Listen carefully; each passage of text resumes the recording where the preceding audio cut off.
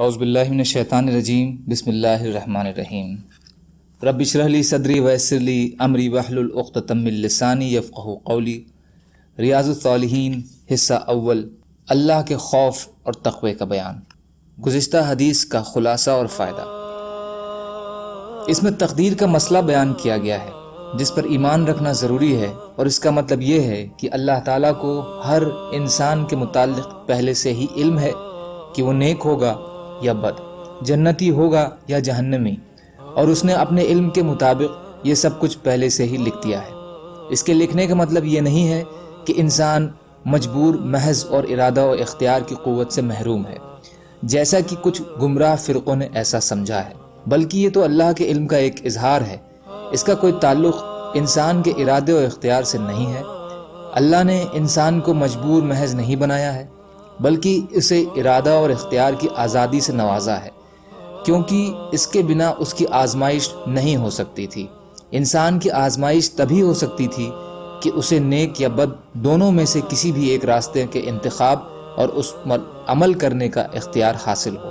چنانچہ اللہ نے دونوں راستوں کو واضح روپ سے نشاندہی کر کے اسے اختیار دیا کہ جسے چاہے وہ اپنا لے، دونوں کا انجام بھی بتلا دیا۔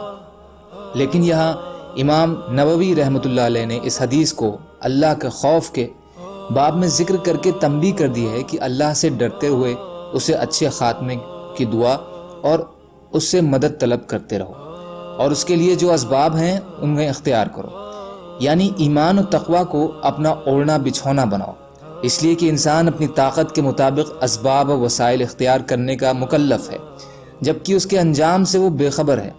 اس کو وہ اللہ کے حوالے کر دے اور یہ یقین رکھے کہ اللہ نے جس کو جس کام کے لیے پیدا فرمایا ہے، اللہ اس کے لیے ان راستوں کو بھی آسان فرما دیتا ہے۔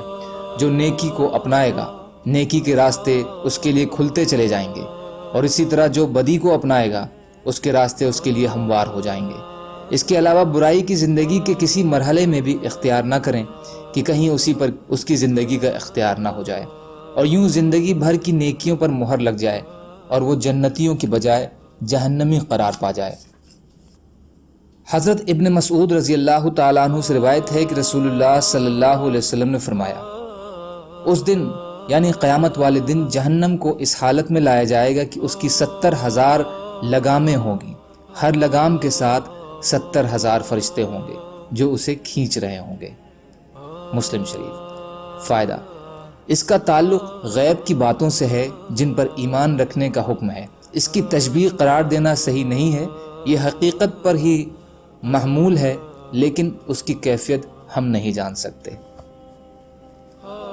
حضرت نعمان بن بشیر رضی اللہ تعالیٰ عنہ سے روایت ہے کہ میں نے رسول اللہ صلی اللہ علیہ وسلم کو فرماتے ہوئے سنا کہ قیامت والے دن جہنمیوں میں سب سے زیادہ ہلکے عذاب والا وہ آدمی ہوگا جس کے پاؤں کے تلوے میں 2 انگارے رکھے جائیں گے جن سے اس کا دماغ کھولے گا۔ وہ خیال کرے گا کہ اس سے زیادہ سخت عذاب والا کوئی نہیں، حالانکہ وہ ان جہنمیوں میں سب سے زیادہ ہلکے عذاب والا ہوگا۔ بخاری و مسلم۔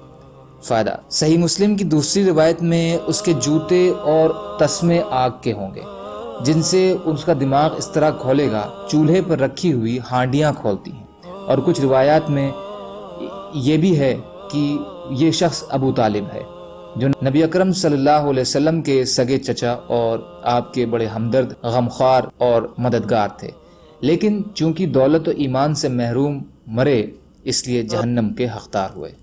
سبحان اللہ و بحمدہ، سبحانک اللہم و بحمدک، اشہد ان لا الہ الا انت، استغفرک و اتوب الیک۔ سبحان ربک رب العزت عما یصفون وسلام علی المرسلین والحمد للہ رب العالمین برحمتک یا ارحم الراحمین۔ لا الہ الا اللہ محمد رسول اللہ۔